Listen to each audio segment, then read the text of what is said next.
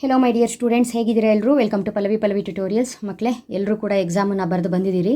Second PUC 2026 annual exam history, ಇತಿಹಾಸಕ್ಕೆ ಸಂಬಂಧಪಟ್ಟ ಹಾಗೆ ಎಕ್ಸಾಮು ಹೇಗಿತ್ತು, ಹೇಗೆ ಮಾಡಿದ್ರಿ ಕಮೆಂಟ್ ಮಾಡಿ. ಚೆನ್ನಾಗಿ ಮಾಡಿರ್ತೀರಿ. 10 ಮಾರ್ಕ್ಸಲ್ಲಂತೂ ಎಕ್ಸ್ಪೆಕ್ಟೆಡ್ ಕ್ವಶನ್ಸು ಮೊಹಮ್ಮದ್ ಬಿನ್ ತುಗ್ಲಕು ಗುಪ್ತಾ ಬಂದಿದೆ. ಸೊ ಚೆನ್ನಾಗಿ ಬರೆದಿರ್ತೀರಿ ಅಂತ ಅಂದ್ಕೊಂಡಿದ್ದೀನಿ. ನೆಕ್ಸ್ಟ್ ಕ್ರೊನೊಲಾಜಿಕಲ್ಲು ಈಸಿ ಇತ್ತು. ಅದೇ ರೀತಿಯಾಗಿ 1 ಮಾರ್ಕಲ್ಲಿ ನಿಮಗೆ ಒಂದು ಸ್ವಲ್ಪ ಐಡಿಯಾ ಬೇಕಾಗಿತ್ತು. ನೀವು ಎಷ್ಟು ಪಾಠ ಕೇಳಿರ್ತೀರಿ ಅಥವಾ ಎಷ್ಟು ಜನರಲ್ ನಾಲೆಡ್ಜ್ ಇದೆಯೋ ತುಂಬಾ ಇಂಪಾರ್ಟೆಂಟ್ ಆಗಿರ್ತಿತ್ತು. ಏನೇನೋ ಓದ್ಕೊಂಡು ಹೋಗಿರ್ತೀರಿ ಅಂದ್ಕೊಳ್ತೀನಿ, ಬಟ್ ಈಸಿಯಾಗಿತ್ತು. ನೀವು ಯೋಚನೆ ಮಾಡಿ ಆನ್ಸರ್ನ ಹಾಕಿರ್ತೀರಿ ಅಂತ ಭಾವಿಸಿದ್ದೀನಿ. ಯಾರ್ದು ಏನೂ ಪ್ರಾಬ್ಲಮ್ ಆಗಲ್ಲ, ಒಳ್ಳೆ ಮಾರ್ಕ್ಸೇ ಬರುತ್ತೆ. ಸೊ ಯಾರಿಗಾದರೂ ಫೇಲ್ ಆಗ್ತೀವಿ ಅನ್ನುವಂತಹ ಟೆನ್ಷನ್ ಇದ್ದರೆ ಖಂಡಿತವಾಗ್ಲೂ ಆಗಲ್ಲ. ನೀವು ಬರೆದಿರೋ ಆನ್ಸರ್ ಕರೆಕ್ಟಾಗಿದೆ, ಚೆಕ್ ಮಾಡ್ಕೊಳ್ಳಿ. ಓಕೆನಾ? ಫಸ್ಟು ಪ್ರತಿಪಾದನೆ ಕೊಟ್ಟಿದ್ದಾರೆ. ಸಿಂಧು ನಾಗರಿಕತೆಯು ಪ್ರಪಂಚದ ಪ್ರಾಚೀನ ನಾಗರಿಕತೆಗಳಲ್ಲಿ ಒಂದಾಗಿದೆ. ಅದಕ್ಕೆ ಕಾರಣ ಕೊಟ್ಟಿದ್ದಾರೆ. ಇದು ಈಜಿಪ್ಟ್, ಮೆಸೊಪೊಟೇಮಿಯಾ ಮತ್ತು ಚೀನಾ ನಾಗರಿಕತೆಗಳ ಸಮಕಾಲೀನ ನಾಗರಿಕತೆಯಾಗಿದೆ ಅಂತ ಕೊಟ್ಟಿದ್ದಾರೆ. A ಮತ್ತು R ಎರಡೂ ಸರಿಯಾಗಿವೆ ಅಂತ ಬರಿಬೇಕು. ಚಾಲುಕ್ಯರ ವಾಸ್ತುಶಿಲ್ಪವನ್ನು ಭಾರತೀಯ ದೇವಾಲಯಗಳ ವಾಸ್ತುಶಿಲ್ಪದ ತೊಟ್ಟಿಲು ಎಂದು ಹೇಳಿಕೆ ನೀಡಿದವರು ಪರ್ಸಿ ಬ್ರೌನ್. ಇಲ್ಲಿ 4.7 ಏನಿದೆ ನಿಮಗೆ ಅಧ್ಯಾಯ, ಅದರಲ್ಲಿ ಕೇಳಿರುವಂತಹ ಪ್ರಶ್ನೆ. ಬಹಮನಿ ಸುಲ್ತಾನರ ಮೊದಲ ರಾಜಧಾನಿ ಕೇಳಿದರೆ 5.5ನೇ ಅಧ್ಯಾಯದಲ್ಲಿ ಕೇಳಿರುವಂಥದ್ದು ಗುಲ್ಬರ್ಗಾ, ಬೀದರ್ ಆಗ್ತಿತ್ತು. ಇಲ್ಲಿ ಮೊದಲ ರಾಜಧಾನಿ ಗುಲ್ಬರ್ಗಾ ಸರಿಯಾದ ಉತ್ತರ. ಓಕೆನಾ? ನೆಕ್ಸ್ಟು ಆಧುನಿಕ ಮೈಸೂರಿನ ಶಿಲ್ಪಿ ಮತ್ತು ನಿರ್ಮಾತೃ ಎಂದು ಪರಿಗಣಿಸಲ್ಪಟ್ಟ ದಿವಾನರು ಯಾರು ಕೇಳಿದರೆ, ಇದು ನೀವು ಸರ್ ಎಂ ವಿಶ್ವೇಶ್ವರಯ್ಯ ಅವ್ರನ್ನ 10 ಅಂಕಕ್ಕೆ ಓದ್ಕೊಳ್ಳುವಾಗ ಫಸ್ಟ್ ಲೈನೇ ಇದಾಗಿರುತ್ತೆ. Answer sir M Visvesvaraya. ಜಯ ಭಾರತ ಜನನಿಯ ತನುಜಾತೆ ಪದ್ಯವನ್ನು ಬರೆದವರು ಯಾರು? ಕುವೆಂಪು.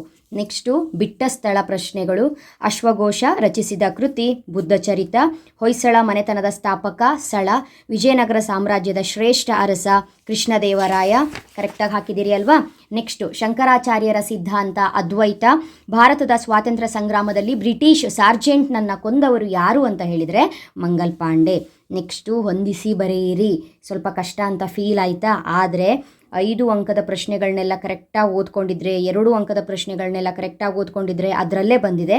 ಫಸ್ಟು ಜಾನ್ ಮಾರ್ಷಲ್ ಸರಿಯಾದ ಉತ್ತರ. ಸಿಂಧೂ ನಾಗರಿಕತೆಯ ಸಂಶೋಧನೆ ಸರಿಯಾದ ಉತ್ತರ. ಚಾವುಂಡರಾಯ ಗೊಮ್ಮಟೇಶ್ವರ ವಿಗ್ರಹ. ಮಹಮ್ಮದ್ ಗವಾನ್ ಮದರಸ. ಬಸವೇಶ್ವರ ಕಾಯಕವೇ ಕೈಲಾಸ. ಮಿರ್ಜಾ ಇಸ್ಮಾಯಿಲ್ ಅವ್ರ ಬಗ್ಗೆ ನಾವು ಓದ್ಕೊಂಡಾಗ ಗೊತ್ತಾಗಿತ್ತು, ಮಂಡ್ಯ ಸಕ್ಕರೆ ಕಾರ್ಖಾನೆ. ಕರೆಕ್ಟಾ? ನೆಕ್ಸ್ಟು ಒಂದು ವಾಕ್ಯದಲ್ಲಿ ಉತ್ತರಿಸಿ. ಈಸಿಯಾಗಿ ಕೇಳಿದ್ದಾರೆ. ಕನ್ನಡದ ಆದಿಕವಿ ಎಂದು ಯಾರನ್ನು ಕರೆಯುತ್ತಾರೆ? ಪಂಪ. ಚಿತ್ರದುರ್ಗದ ಕೋಟೆಯನ್ನು ರಕ್ಷಿಸಿದ ಮಹಿಳೆಯನ್ನು ಹೆಸರಿಸಿ. ಒನಕೆ ಓಬವ್ವ. ಕಬೀರರು ರಚಿಸಿದ ಭಕ್ತಿಗೀತೆಗಳು ಯಾವ ಪ್ರಕಾರದಲ್ಲಿದೆ? ದೋಹಾ ಅಥವಾ ದೋಹೆ. ಭಾರತಕ್ಕೆ ಹೊಸ ಜಲಮಾರ್ಗವನ್ನು ಕಂಡುಹಿಡಿದವರು ಯಾರು? ವಾಸ್ಕೋಡಿಗಾಮ. ಸೋರಿಕೆ ಸಿದ್ಧಾಂತವನ್ನು ಪ್ರತಿಪಾದಿಸಿದವರು ಯಾರು? ದಾದಾಬಾಯಿ ನವರೋಜಿ. ನೆಕ್ಸ್ಟು 2 ಅಂಕದ ಪ್ರಶ್ನೆಗಳನ್ನ ನೋಡೋದೇ ಬೇಡ. ನಾನು ನಿನ್ನೆ ಕೊಟ್ಟಿರೋ ಪ್ರಶ್ನೆಗಳೆಲ್ಲವೂ ಬಂದಿತ್ತು. ಕರೆಕ್ಟಾ? ಭಾರತದ ಇತರ ಹೆಸರುಗಳು. ಕವಿರಾಜ ಮಾರ್ಗದ ಪ್ರಕಾರ ಕರ್ನಾಟಕದ ಮೇರೆ, ನಿಯೋಲಿತಿಕ್ಕು. ಸಿಂಧು ನಾಗರಿಕತೆಯ ಯಾವುದಾದ್ರೂ 2 ನಗರಗಳು. ವೇದಗಳು ಕೊಟ್ಟಿರಲಿಲ್ಲ, ಋಗ್ವೇದ ಯಜುರ್ವೇದ ಬರೆದಿದ್ರೆ ಸಾಕಾಗತ್ತೆ. ಶಿವಾಜಿಯ ತಂದೆ ತಾಯಿ ಯಾರು? ಶಿವಪ್ಪ ನಾಯಕನಾಗಿರ್ಬೋದು. ರಾಮಾನುಜಾಚಾರ್ಯರು ಯಾವ ವರ್ಷ ಮತ್ತು ಎಲ್ಲಿ ಜನಿಸಿದರು? ಚಿಸ್ತಿ ಪಂಥದ ಪ್ರಮುಖ 2 ಸಂತರು ಯಾರು? ದತ್ತುಪುತ್ರರಿಗೆ ಹಕ್ಕಿಲ್ಲ, ನೀತಿ ಎಂದರೇನು? ಯಾರಾದರೂ 2 ತೀವ್ರಗಾಮಿ ನಾಯಕರನ್ನು ಹೆಸರಿಸಿ. ರಾಜ್ಯಗಳ ಪುನರ್ರಚನೆಗಾಗಿ ರಚಿಸಲಾದ ಯಾವುದಾದ್ರೂ 2 ಸಮಿತಿಗಳನ್ನು ಹೆಸರಿಸಿ. ಓಕೆನಾ? ಬರ್ದಿರ್ತೀರಿ ಅಂತ ಭಾವಿಸಿದ್ದೀನಿ.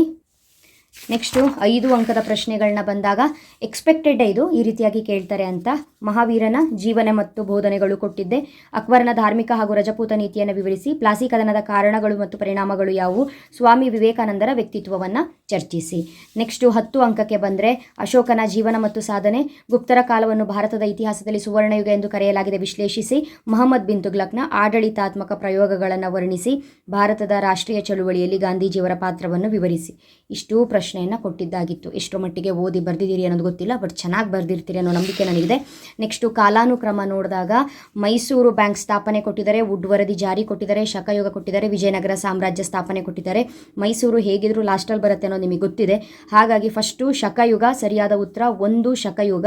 2ನೇದು ವಿಜಯನಗರ ಸಾಮ್ರಾಜ್ಯ ಸ್ಥಾಪನೆ ಆಗುತ್ತೆ. 3ನೇದು ವುಡ್ ವರದಿ ಜಾರಿ. 4ನೇದು ಮೈಸೂರು ಬ್ಯಾಂಕ್ ಸ್ಥಾಪನೆ. CDBA ನೀವು 1 ಅಂತ ಬರೆದು C, 2 ಅಂತ ಬರೆದು D, 3 ಅಂತ ಬರೆದು B, 4 ಅಂತ ಬರೆದು A ಬರೆದಿದ್ರೆ ಸರಿಯಾದಂಥ ಉತ್ತರ 4 ಅಂಕಗಳು ಸಿಗುತ್ತೆ. ಆ್ಯಂಡ್ ನಿಮಗೆ ಕೊಟ್ಟಿರುವಂತಹ ಮ್ಯಾಪಿಗೆ ಬಂದರೆ ಎಲ್ಲವೂ ಕೂಡ ಈಸಿಯಾಗಿರುವಂತಹ ಪಾಯಿಂಟ್ಗಳನ್ನೇ ಕೊಟ್ಟಿದ್ದಾರೆ.